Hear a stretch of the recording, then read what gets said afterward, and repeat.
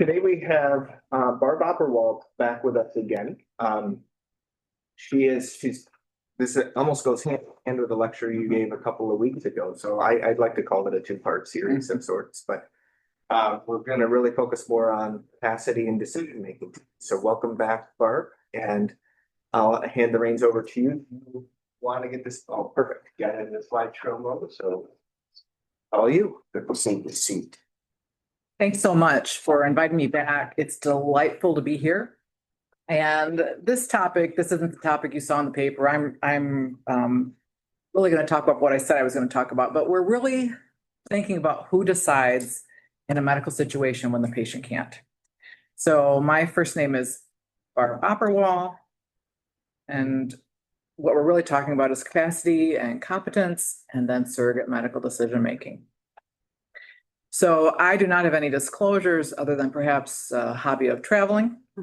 And most of you know that I'm retired. I have had the privilege of working in the early days at the Opperwall palliative care team and also at the Trillium palliative care team. And so I've had the pleasure of working with many of you in the honor as well. Just really fun to be here. So there are a couple of objectives for today because we need to have those. We're going to talk about surrogate medical decision making in our specialty. We're going to figure out the difference between capacity and competence. And we're going to talk a bit about advanced directives because that's where surrogate decision makers can be designated. So this is what I call my elevator speech. I'm sure you all have your own. It's that little blurb you give people in the elevator or at parties when they ask you, what is it that you do? And then they say, what is palliative care anyway? And my response was providing expert symptom management and facilitating patient-centered decision-making in patients with serious life-limiting illnesses. We talk a lot about expert symptom management here, and there's a lot to learn and know about expert symptom management, but patient-centered decision-making really is the core of what we do. It's about self-determination for patients, and there's a risk of getting sloppy here. And the reason we have a whole session for this topic, just about surrogate decision-making alone, you gotta know is because we make so many mistakes around it. And so I'm starting out with that piece of honesty, not because I know a lot more about this, but because this is so important for our patients. I don't know about you, but my own self-determination is incredibly important to me. I have the things that I want, particularly as I'm aging, and I want that same thing for my patients. And I got to tell you honestly, probably I can count on the fingers of one hand the number of times in my entire career when patients wanted something that I couldn't do for them. And I'm hopeful that that's the same for you. Otherwise, helping them with their own self-determination, even if it wasn't completely along my own personal beliefs, is actually pretty easy because I hold that value. People always ask me what were those things. Once I got asked for a prostitute and 4 times for drugs. And I'm sorry, I do not have a pipeline. So how do we support patient self-determination? It is one of our core values. It's reflecting the patient's right to choose their own destiny. Please know there could be cultural and political bias here. I believe so strongly that we each should have our own self-determination. I'm coming up of an age as a woman where personal self-determination was not a real thing, where buying property in my late teens and early 20s was not an option for me without a male signature. Same for getting a credit card. And my first credit card, which I had for a couple of years and then added my husband's name to when we got married, actually got converted to his credit card when I called 3 years later with a billing problem and it was his name and they wouldn't let me make changes on it. So I'm just going to tell you on the aside, I didn't shop at that store for 25 years, but please know self-determination. I have a huge cultural bias about female self-determination, but not every culture shares that bias. Please, please be aware of that. Don't let your own implicit bias about this and the things that I'm telling you rest on the assumption that everyone needs to have their own determination. That may not reflect their own values. Be sure you know. I'm not going to talk about that because we have lectures on that coming, but I want to just raise it as a point here because it cross-pollinates here. The bottom line is you have to include the voice of the patient. What would the patient do if they were sitting at the table and could speak? So we seek to support the patient's wishes, which may or may not make things easier for us. We often get called in to make sure that they, to get the DNR. And that may not be what the patient wishes. And that gets particularly muddy if the patient is not speaking directly in the situation. So this has a lot of implications deeply for self-determination of the patient. I want to have a real deep context about the voice of the patient here. I'm not going to talk a lot more about the voice of the patient. I'm starting with it, leading with it hard. If people come in late, slap them with that, please, because it's the basic foundation of what we're talking about. So in our country, we have basic common law, and it's actually a kind of a Euro-American kind of common law in which we believe that individuals have autonomy and self-determination, which does include their right to make decisions about medical treatment, whether they accept it or refuse it. Our treatment can be complicated when the ability of the patient to make decisions is in question, especially reasonable decisions, and that word has some fun conversation around it. Our entire legal system endorses the principle that people are competent to make reasoned decisions unless demonstrated to be otherwise. And we're going to talk a lot today about how do we figure out if it needs to be demonstrated that they are not competent to make those reasoned decisions. So there's a lot of gestalt around this. So in 1990, this all started to roll in our country when the Patient Self-Determination Act was passed. That's the act that incentivized financially hospitals, skilled nursing facilities, hospices, and medical practices to provide adult patients at the time of admission information about their rights regarding healthcare decision-making. And essentially, that is a slap-down form that is done by someone at the triage door or in the office, rarely, if never, any kind of a medical health care provider. And it's a paper that we thrust in front of them to read. Often it's translated in a couple different languages, and it essentially says, do you have a healthcare directive? Do you have a patient advocate? Check yes, check no. Would you like information? And they get a brochure with it. And that meets the requirements to get that bonus for funding. So everybody essentially gets the bonus for funding that used to be just a few institutions that instituted this.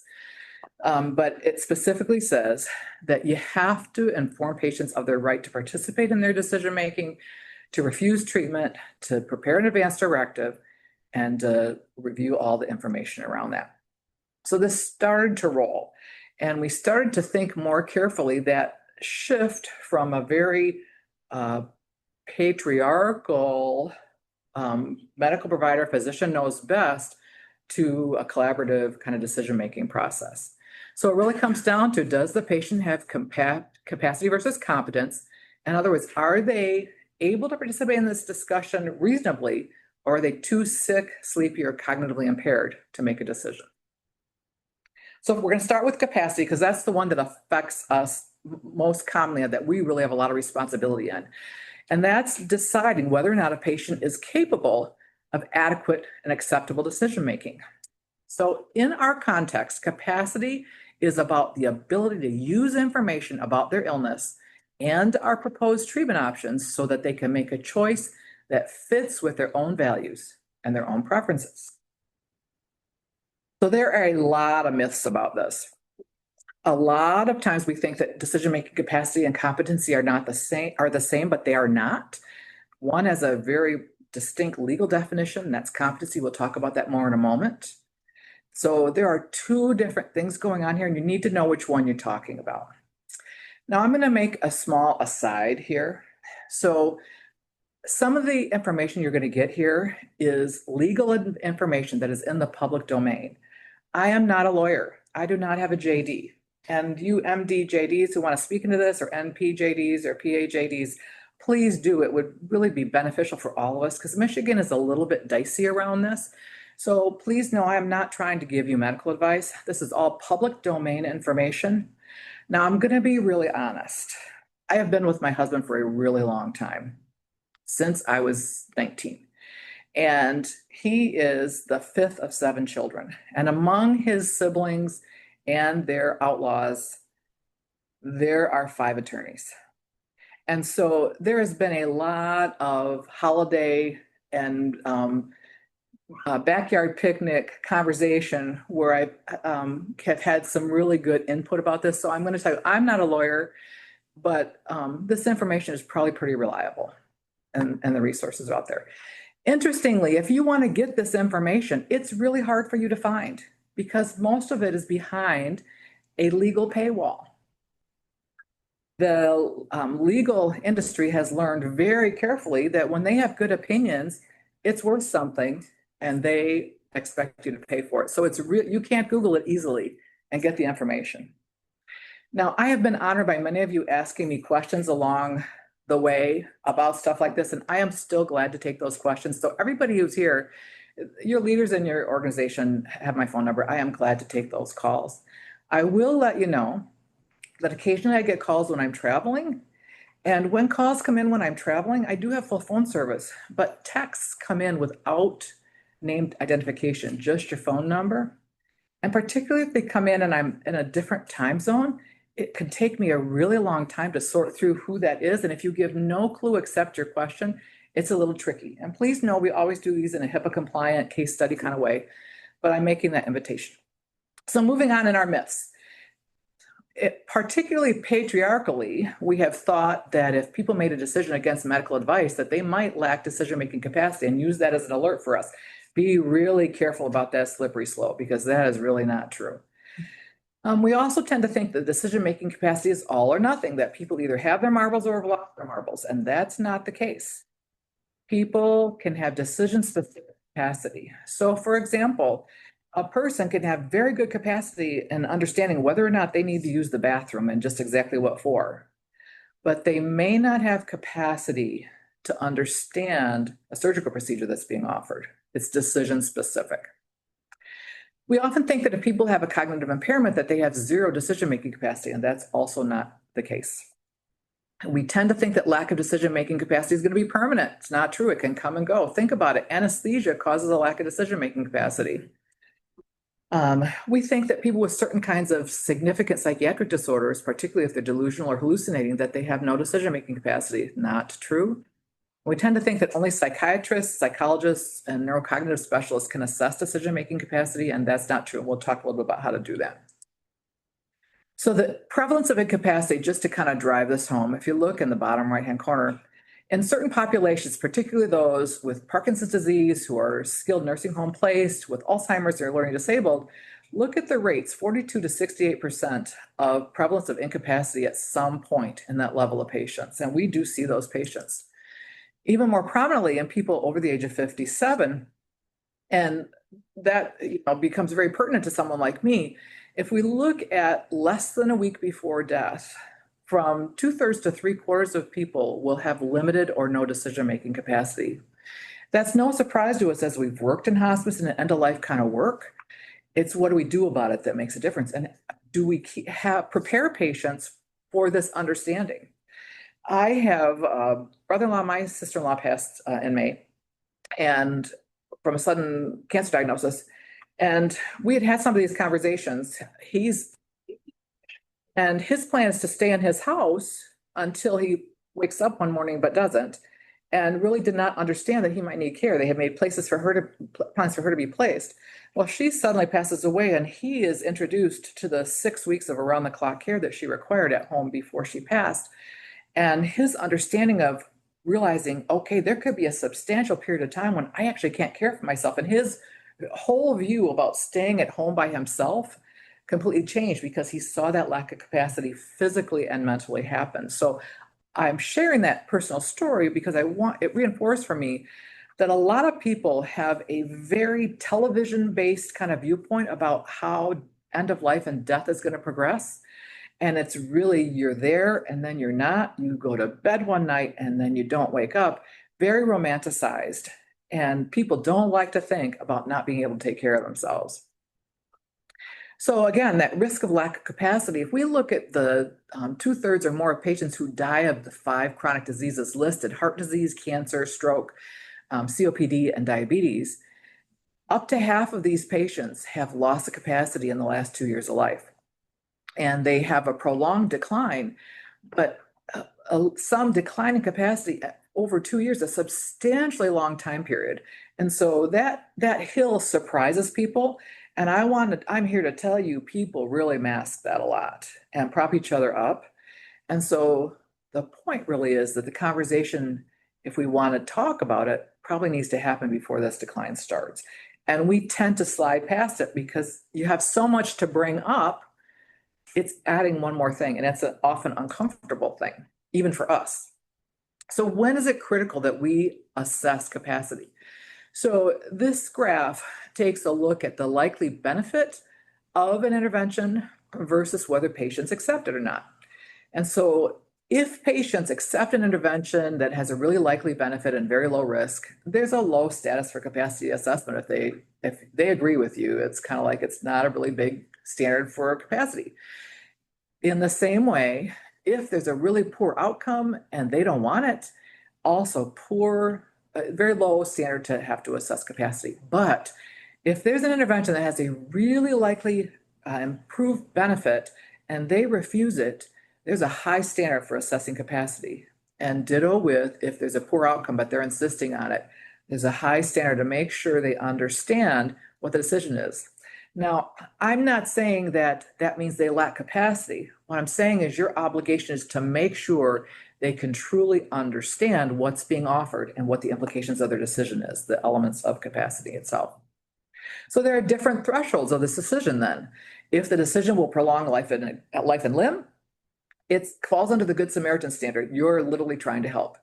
If the decision will likely lead to end of life, it falls under the vulnerable adult or the adult protective services statutes. And so your standard of responsibility goes way, way up. And that's where we work. That's where we live. The prevailing standard of practice really affects what's going on in terms of the evidence there, the testimony of experts, case law that's going on. So there's stuff out there for prior decisions and people that can help us.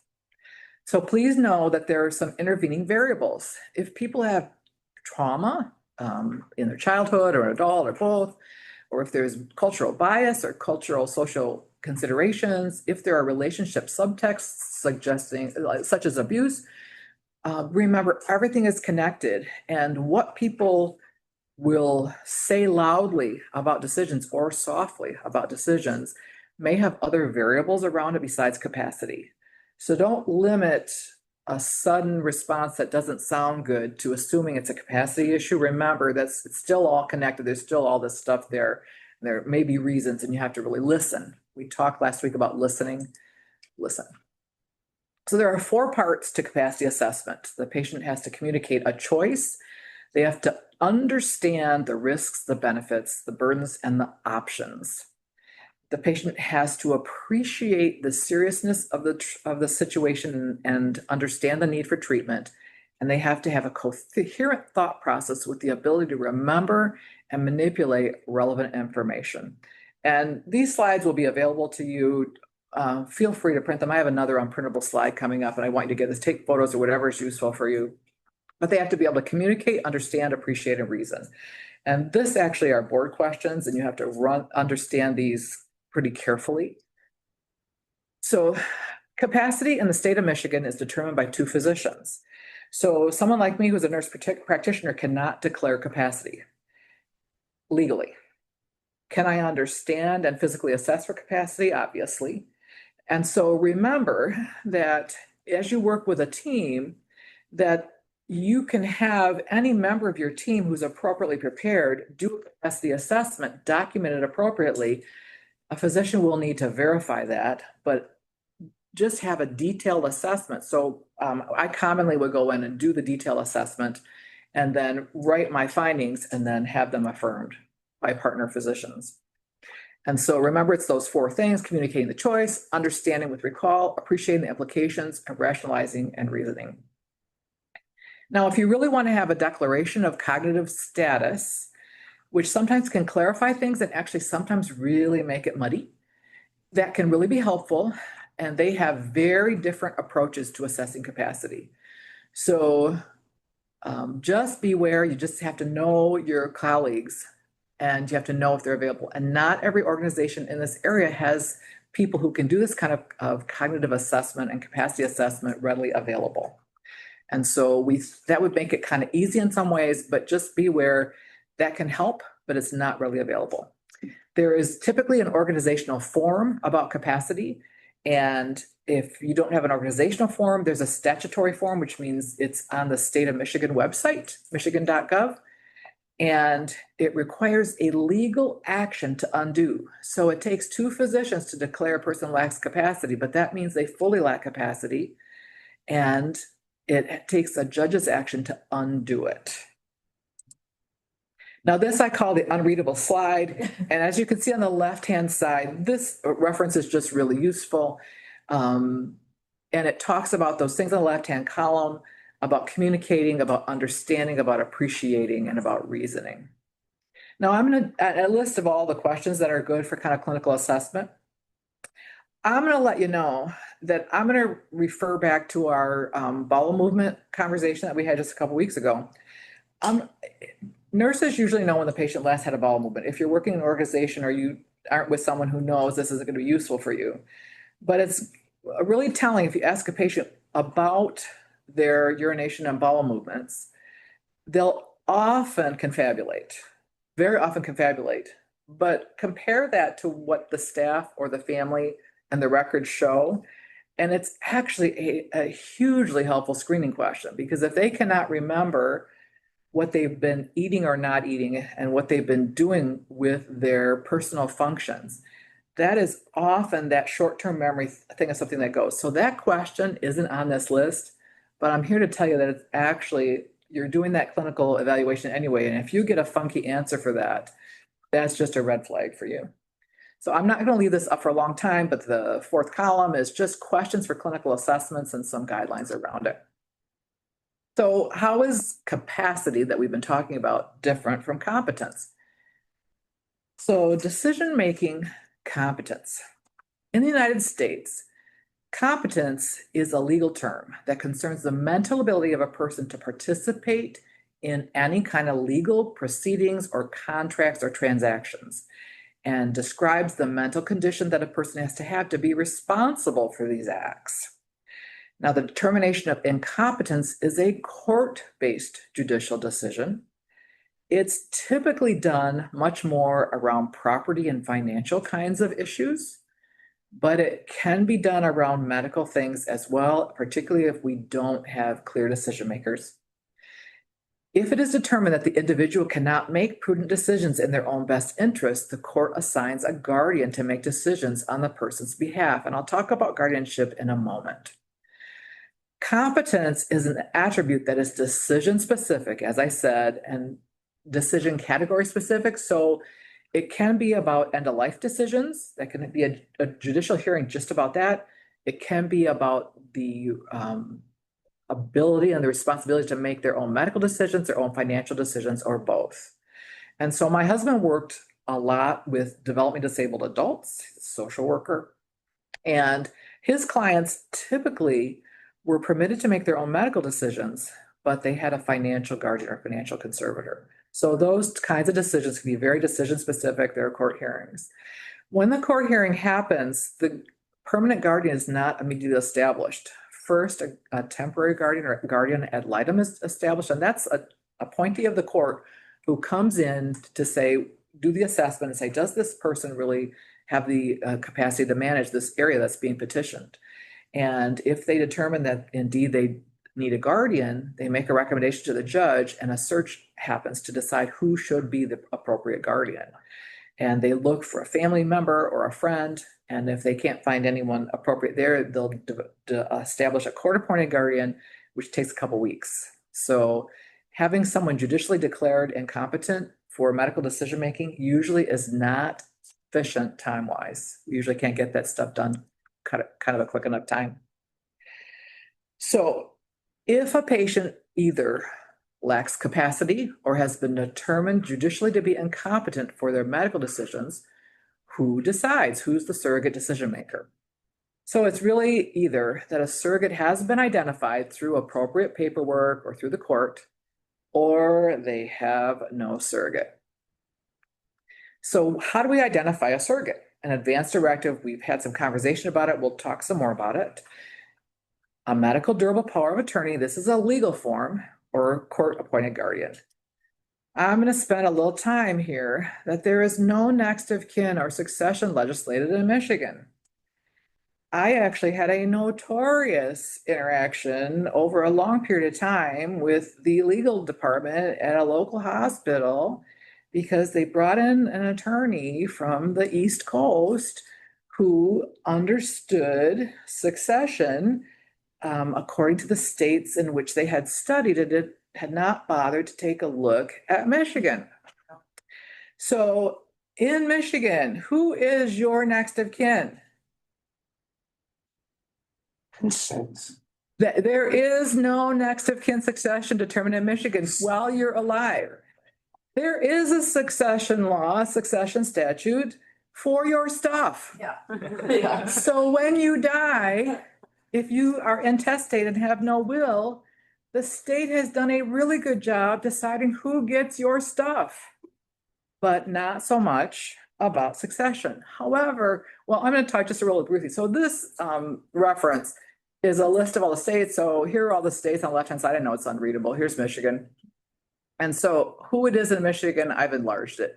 So all it says in Michigan is that a member of the immediate family or the next of kin or the guardian or whoever by proximity is presumed to know, but not specifically specified whether all together, which ones, it's just currently not specified.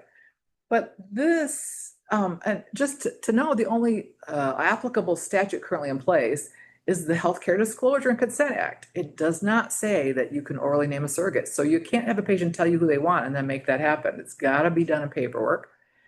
There's no priority of surrogates if there's no paperwork. There's no standard for decision-making. There's no judicial recourse. If equal priority surrogates disagree, there's just nothing. But amazingly, new slide. In August, both the House and the Senate and Michigan had bills referred to committee with proposed succession.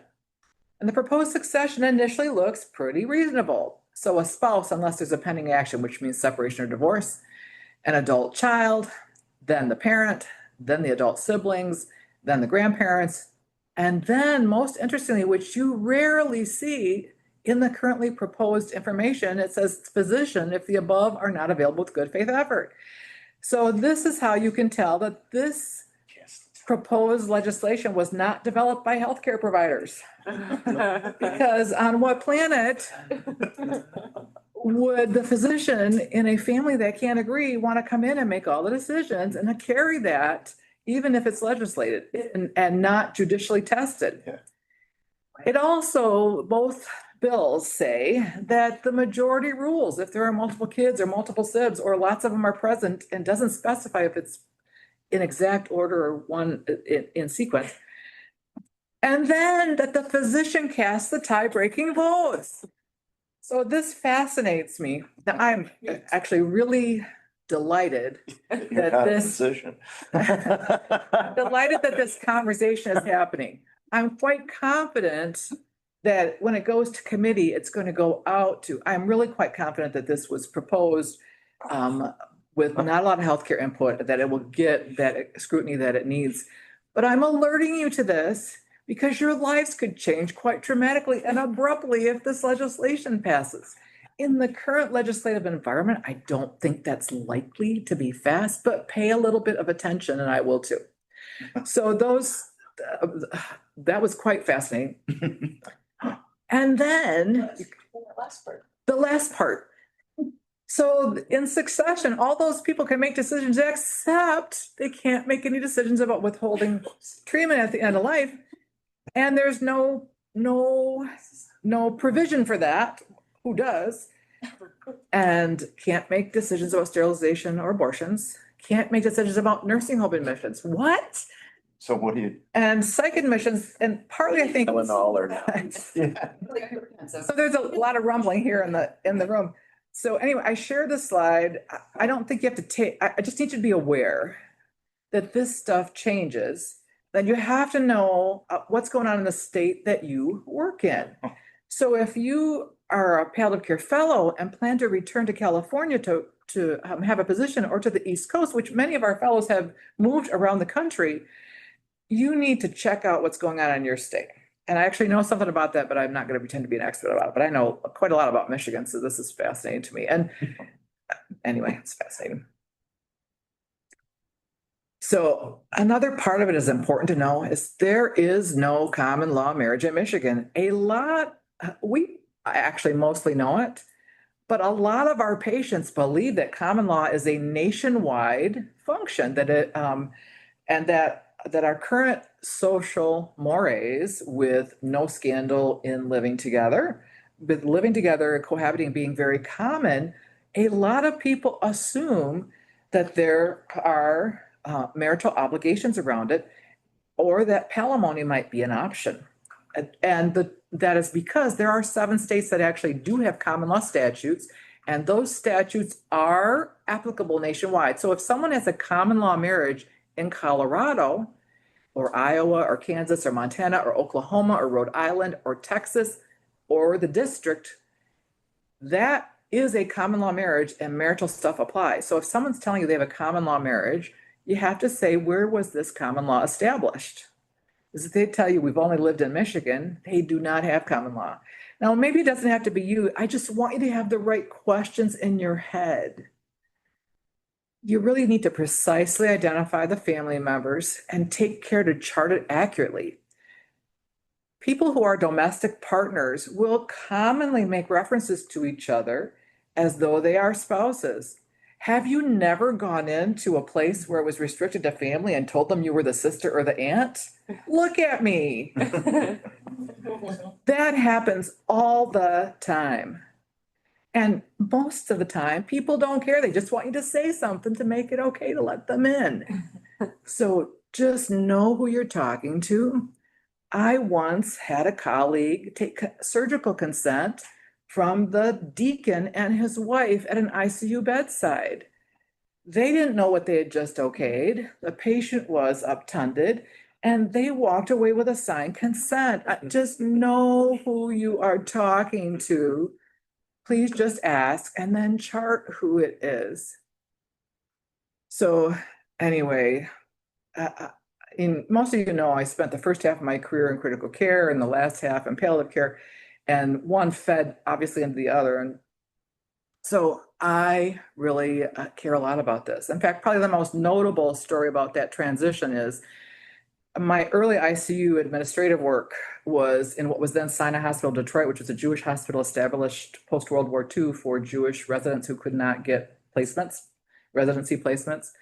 And it was in the middle of the heart of the Jewish community of Detroit at that time. And we were still getting, for open heart surgery, particularly concentration camp survivors. And we would know and take great care because those people with self-determination hated anesthesia. And when they came up swinging. And families were beside themselves because often they did not talk about it. And so having that self-determination and knowing who was the family and who got to speak for them and who was caring for them was really, really important. Chart, please chart. And if you're writing spouse, husband, or wife, make sure they are legally married because that stuff gets carried forward. Do we make assumptions and trust other people? I gotta say, we're probably not as trustworthy as we should be. And so I would be a verifier myself. And the most acceptable term probably is domestic partner. If they're not legally married in the state of Michigan, or if they're not carrying a common law marriage from some other state. Boy, they fudge the truth here, which has a huge impact if you're trying to decide who can legally have input in the conversation. Now, I'm not saying that domestic partners can't have input. We'll come around to that in a moment.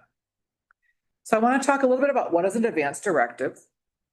So you all know that your organizations have forms. If you don't have access to forms, just Google advanced directive paperwork in the state of Michigan. I used to provide a whole list of references, but you just need to Google advanced directive paperwork, state of Michigan.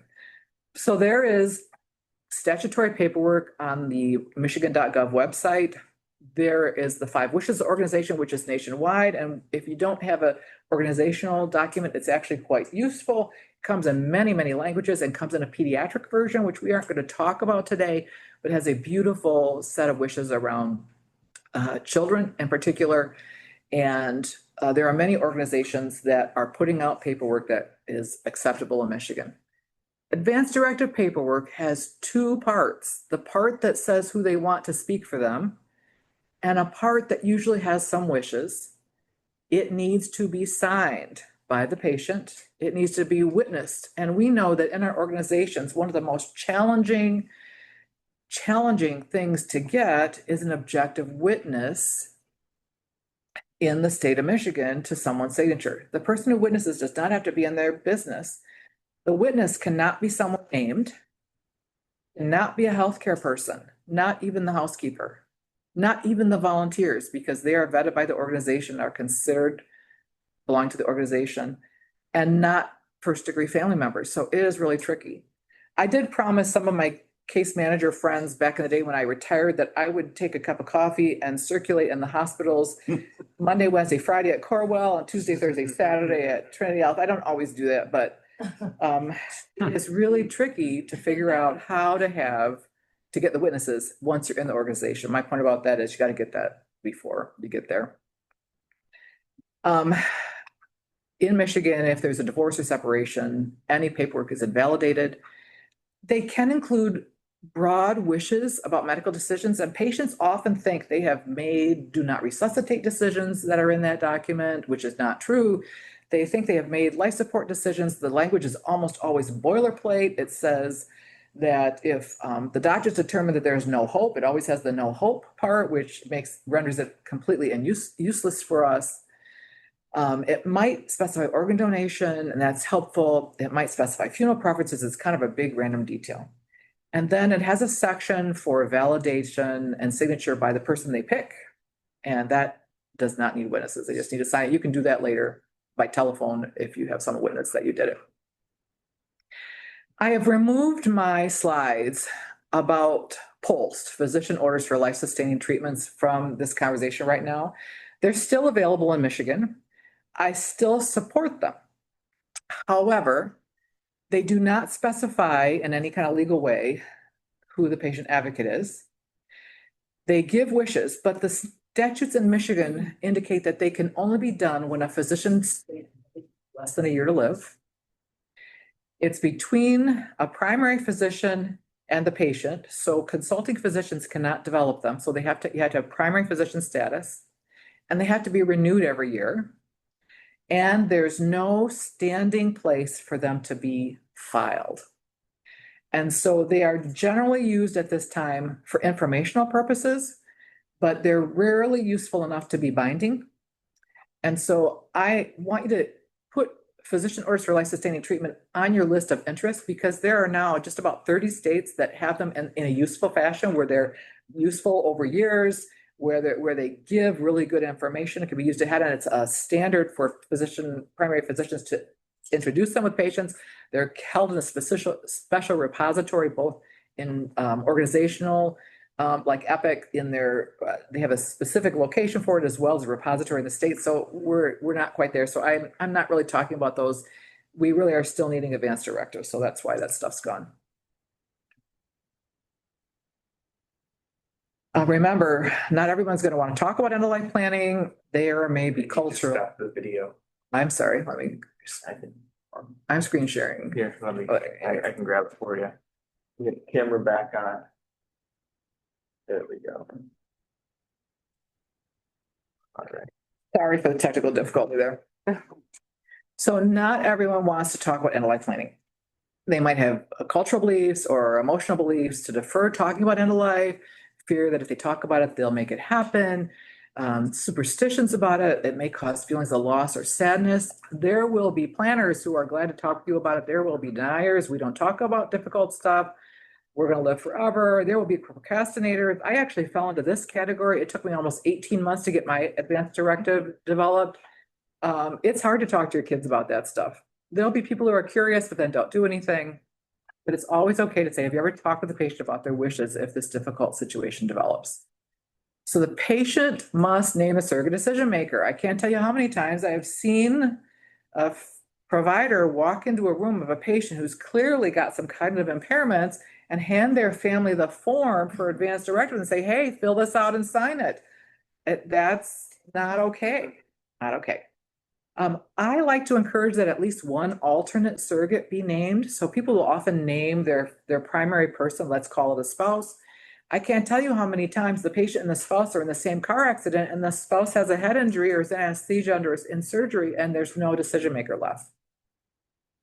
You do need two witnesses. I talked about that. They can't be the named surrogates, immediate family members, or healthcare team. The acceptance could be completed later and even by phone with witnesses. The patient keeps the original and provides copies. Now, this part is really important for teaching patients because they really like to lock these up in their safes if they do them. And if they're locked up in the safe, who has access to the safe? And so if you can't get your hands on it, it doesn't exist. So I encourage you, if they're completed, do that asking, do you have one? Can I please have a copy? But be sure they get their original back. So the original is in the pipeline. Now, some people will have medical durable power of attorney paperwork. Medical durable power of attorney work is different from general durable power of attorney. General durable power of attorney usually does not cover medical other than making some kind of random statement about access to medical records. So if the family brings you a general durable power of attorney, they can write checks on the account, but they do not have medical power of attorney for decision making. So you got to know what your records are. So, when it says that there is an advance directive filed in Epic, you got to look at it and make sure it's actually an advance directive. And then you got to look and make sure all the pages are there, especially the signature page. So lots of times I'll go through and I'll kind of go, well, that's who it is. And you flip the signature page and you're kind of like, well, shucks, no signatures. Patient can't do that. Patients and often providers do not understand that medical durable power of attorney paperwork or patient advocate paperwork, which have the same function, is different from the will. So some patients will have a will, and the will is for after you die. And people tend to think that their executor, I named someone in my will, I named my son in my will, that's for after you're gone. Now we have to talk about what happens while you're here. Interestingly, in Michigan, you can handwrite a will. You can handwrite a lot of legal documents, purchase agreements for large purchases, houses, cars, RVs. You can handwrite them. They're called holographic. This is where my high school Latin comes in helpful. So graphic writing, holo, completely. So completely handwritten and signed. Doesn't need witnesses then. But medical power of attorney paper has a way higher standard. So if they've written down who they want it to be, but it's not witnessed, it's not binding in Michigan. It's informational, but not binding.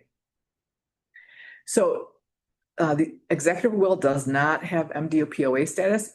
You probably know that the patient trusted them at least for their money, but they're not the medical power of attorney. Medical power of attorney paperwork is required now to be included in Michigan attorney prepared wills and trusts. So if you have in the last 10 years a Michigan prepared will or trust, financial trust, then there is medical power of attorney paperwork in it. So you actually can ask the family, did the patient have a trust? Because if they had a trust, there is paperwork in it, and it's in the book that they're keeping for after they die, because that's where the will is and where the money is. But there might be medical power of attorney paperwork in there, which could be useful. It's tab 4, I'm just telling you.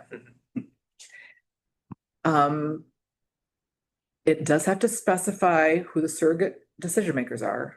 It may specify wishes and preferences, but living wills are not binding in Michigan. So you can get a sense of what the patient might want, but they're considered a snapshot in time and not binding on a lifetime. And so patients will say, my dad wanted everything. It says it right here. We're kind of like, that was then. Now we're now. What would they say now? So a little bit about guardianship. There are lots of different kinds of guardianship. That's the list of them. The ones that tend to apply to us are guardianship of a legally incapacitated individual. And that's often someone who's been ill and had court action taken. There is a guardian ad litem. They have no decision-making authority. They're just the person figuring out what needs to happen here and do they need a full guardian.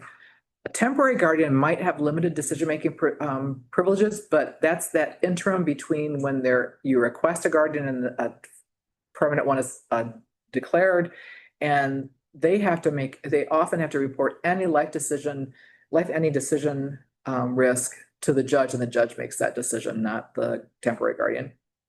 And then there are developmentally disabled guardianships and conservatorships. And you have to really check because developmentally disabled people may have a financial conservator, but full medical decision-making capacity. So you have to read their document. They're only 2 or 3 pages long and they have a lot of space on them. So it's not hard. And if you're not sure, share it with someone else. Just read it through. They make it pretty simple. Check the dates. In Michigan, if there's no surrogate and the patient lacks capacity, here's where we are. This is based on case law. It is very hard to find this information because it's case law and case law is behind the legal paywall. But family consensus requires a good faith effort to identify first degree family members. Your first degree family members are your parents, your spouse, your siblings, and your children. Adopted children are legal children. They are considered. One of the tricky parts about this is if you have a patient who has an elderly parent who's living, but the elderly parent lacks capacity, you sometimes get caught in a little windmill of addressing that. The alternative is a guardianship petition. As I said before, that gives a longer lasting kind of impact for the patient and may be necessary, but it can take a couple of weeks in our area. If there's no identified surrogate and the patient lacks capacity, sometimes physicians can make a decision about the medical appropriateness of a care. You're not required to offer everything. That makes most of us pretty uncomfortable. And we think that the safety position is to offer everything and just do it, but that's not required, nor is it ethical. But it is absolutely appropriate to get ethics input, get collegial input, document really, really well. But it is not out of line for physicians to make decisions about medical appropriateness of care. So that's substituted decision-making, but still okay. And sometimes institutional legal departments will establish policy. And so your care manager, your legal department may come to you and say, here's our policy. Just be a little cautious about that because the standing of that in court is a little bit unclear. And so use your common sense and your resources to do that. I think it's important to remember many palliative physicians in their institutions will be asked to either be members of or chairpersons of ethics committees. And when it gets up to that level, so and thus having policy how to handle these things, it's best to have providers that are not directly involved in the care. But again, there's ways that this can be done in such a way that it does our best to understand and substitute that judgment.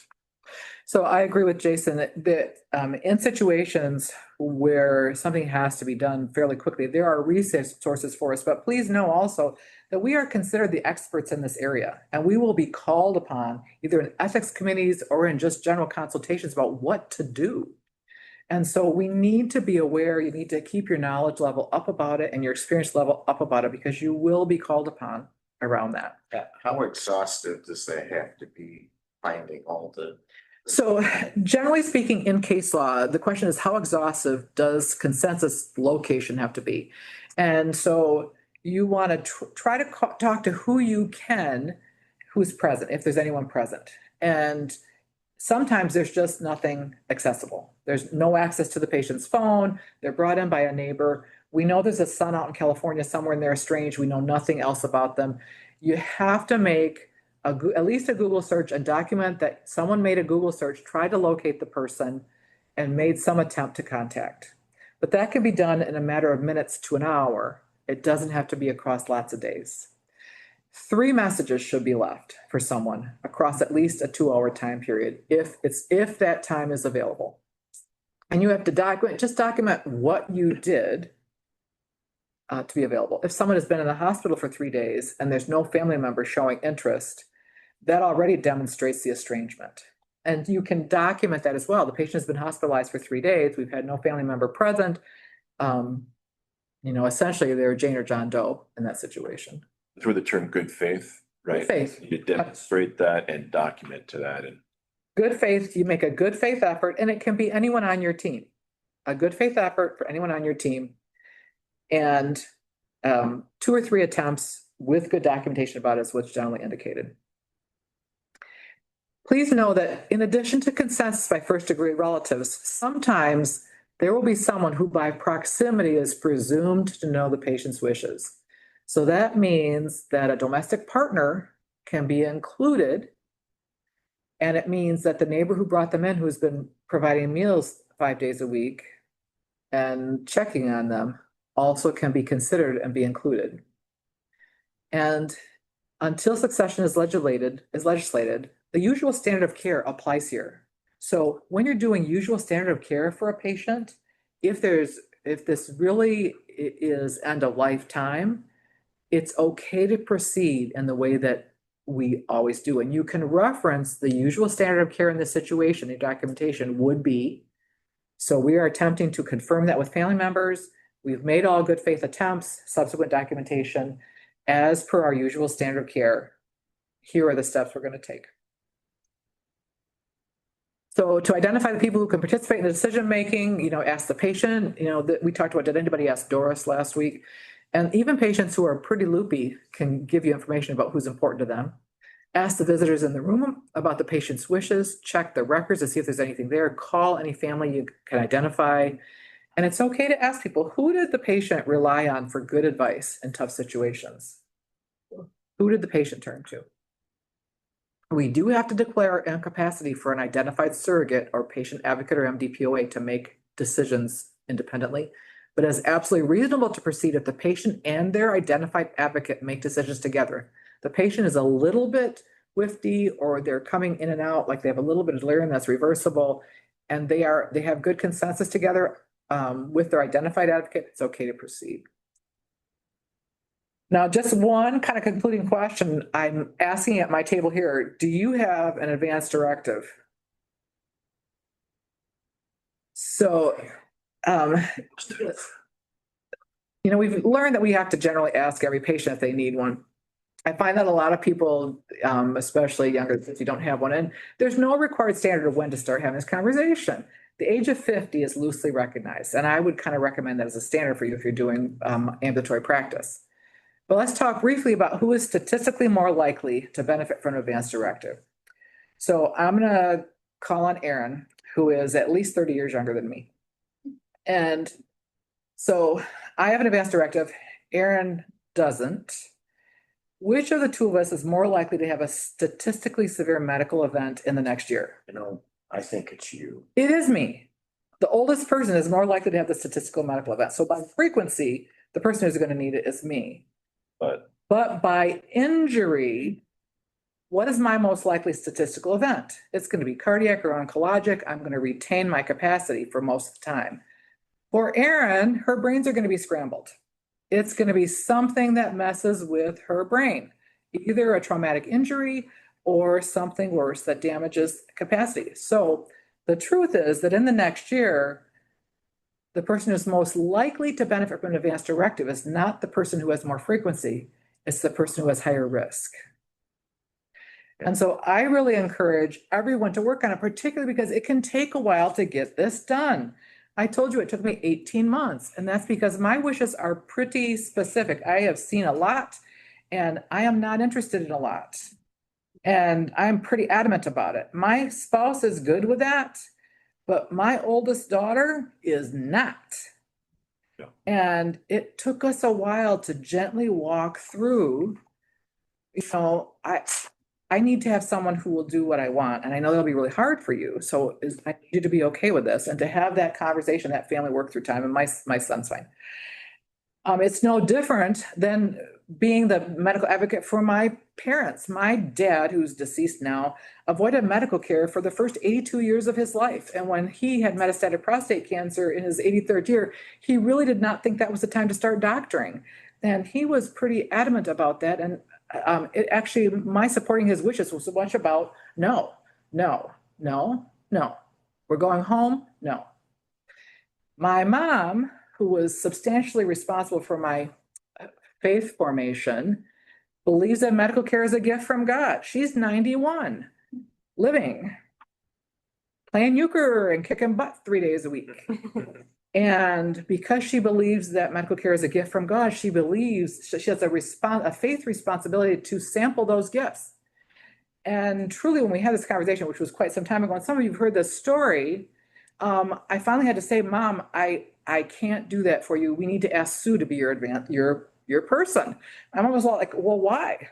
And my response was, listen, my sister Sue will not know what's coming. I will, and I will not be able to say yes to that stuff because I can't stand your suffering, but she won't know it. So you need to ask Sue. This was a Thanksgiving to remember. But these conversations for ourselves and for our patients become critically important. And it's something we can share and collaborate with our patients too, because we're feeling it and we understand what these questions are too. So who would decide for you if you were too sick or sleepy to make a medical decision? And who will decide for your patients? That's all I have for today. There are some references if you really want those at the end, and just print the slide and print those out. Pretty classic. There's a lot of good references in palliative care available. Anybody, any questions for me? Yeah, go ahead. Well, one, I have like a perfect case that kind of like demonstrates all this just from last week, and I'm kind of curious. Just one? Well, it's so specific that it was interesting. Right. So, and I guess it will help me clarify my other question where I get a little caught up in, I'll say the example is an elderly female who was with capacity, ill, 2 diagnoses. She requested to basically look into not treating. Okay. She by chance happened to be a only child with an only child who died last year. Oh. So I just couldn't believe it, because we talk about first degree. So her husband had died, 10 years ago. Her parents, she's in her 80s, parents are gone. Her son, who was like 60s, happened to die unexpectedly last year. And that was her only child. She had no siblings. So her only family by technicality would be first degree cousins, which was great in her case because her first degree cousin was local. I mean, within like minutes of the hospital, was appropriate, and they had a good relationship. I was never really concerned anyways, it's almost like separate scenarios because she had capacity, right? So she told me what she wanted. She's the patient. The patient, yeah, sorry. So it was clear to me that there was no question. Now, no MDPOA paperwork had been filled out prior to her hospitalization. In this case, by luck, she stayed lucid enough in that morning day that she was making these decisions that her cousin came. She named him, right? They brought in 2 witnesses from the street who also brought a beer, like that knew her friends, because they totally understood it. So it all got like officially marked. My question related to that is, one, I explained to her that she had no first degree relatives. So in a hypothetical sense, if she had not had capacity, had not filled out the MDPOA paperwork, would this first cousin be, because he knows her, they had a relationship, would he be the surrogate decision maker if he had no idea what she wanted? And so the question is if there are no first degree relatives, but there are second degree relatives, so cousins who are willing, able, and mutual to the patient in some way, so seem to know them and be involved, can they be part of consensus decision making? The answer is yes, because they are presumed by proximity to understand the patient's wishes. But your charting is so important there. So so I think it was a moot point with her. It was a good example because I never, like an only child, to only have one child and they died.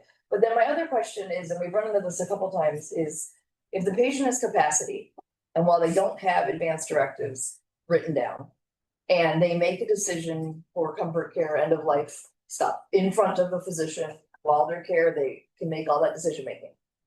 Is it necessary to go that extra mile to get that MDPOA paperwork? Because to me, I always explain to people, if you can't speak for yourself, you need someone selected. But if they can speak for themselves and they haven't done the MDPOA, does it matter that much? Because there was like an emphasis, like, let's get this done.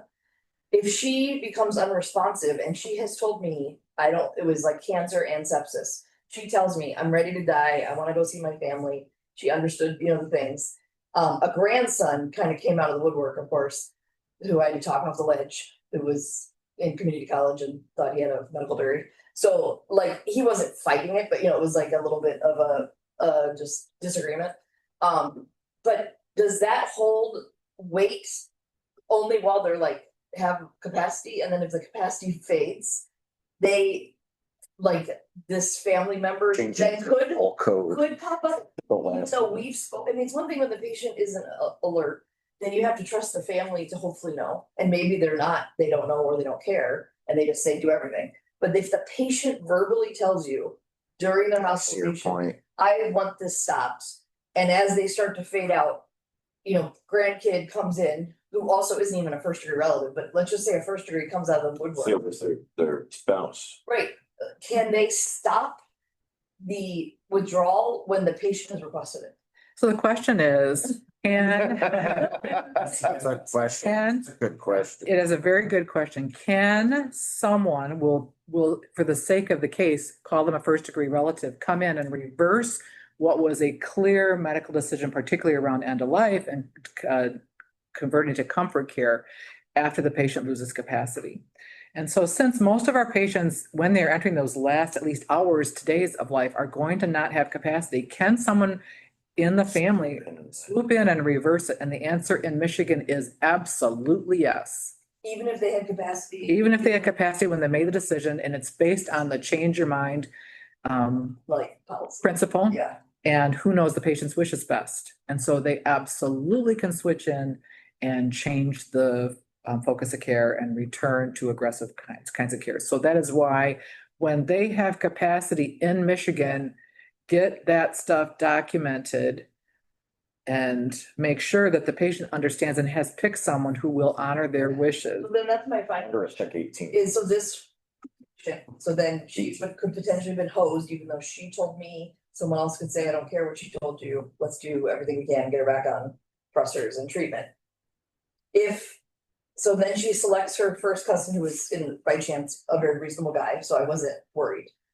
If she marks her advanced directives, which specifically say I don't want CPR, right, kind of like organ donation on your like license, but the NDPOA, even though you have entrusted them with your plans, are they held to your advanced directives because they are the ones, like if you didn't fill out the advanced directives and you just had an MDPOA, right, they'd have to decide the decision. But if you write, I want all of the above done or not done, and you are my legal MDPOA, are they required by law to follow that document, or they get to say, this is what I think she wanted?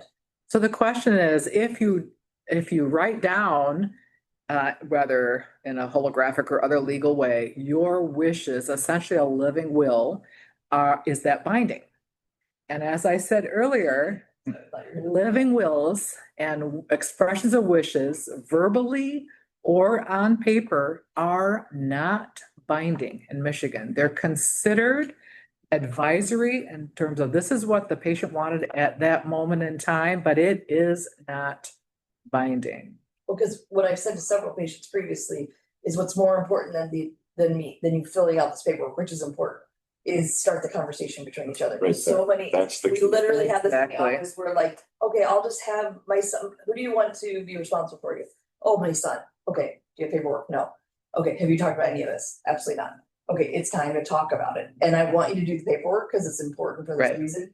But kind of like organ donation was always my comparison. It's like you can tell your family you want to be an organ donor and they can absolutely deny it when you're Correct. dead. And so I was like, the most important thing is that you open the lines of communication so everyone Necessarily, understands it. And hopefully Really does. that will allow you Yeah. to like Mhm. actually fulfill the wishes of the family member. And this very conversation is why my daughter is not my That's what it is. third, my successor medical. Cause she'd be like, I know what mom wants. I know what but mom wants, but I do can't this." do that. Yeah. I can't do that. Yeah. So- Because of these details. Yeah. And it's not even really nuanced, right? But Yeah, it gets it complicated does. really fast. So I think that is oftentimes then an excuse for why healthcare professionals Yes. might just decide, well, I'm going to stay out of this whole ruckus, if you will. Yeah. And I would recommend that there's kind of like 3 levels of involvement here, right? Primary palliative care is just having those initial talks up front. Kind of what most of us on the call will be called in routinely in for a palliative consult to assess for goals of care, capacity, competence, all these things, surrogate decision making, and then the level of ethics, right, which many of us will participate in. And what I recommend is, again, primary palliative care is something all healthcare professionals can do regardless of specialty. Introducing conversations isn't easy, no, but it can be made easier. And how I usually do it is like you described. I won't talk about the patient's maybe acute diagnosis, but what if they get in a car accident on the way home, get bumped on the head, have lost capacity? Who would you want making that decision? And then ideally, if you can do this, and this is something all healthcare professionals can do, because usually it's the person sitting right next to them in the exam room. And then ask them, not necessarily about the nuance, but are there any like absolutes? For example, if you were in a vegetative state and needed to be maintained on, I can have the talk, but Yeah. oh gosh, no, I would never want that. Now you've given a gift, and that can go from there. Yeah, I had that specific. Start with a really unlikely, but Right. graphic, and then it can move the other way. All right, well, we gotta. Yeah, we gotta wrap up, close. so- But I am so glad that we had this opportunity. We'll have a chance to talk again, I think. Barb is always so generous with her time, and definitely use her as a resource for everybody. Thank you. And It feel was free to. great to be with you. Thank you so much. Slides are yours to use as you see fit. You're the best. All the best. Feel free to Likewise. stick around.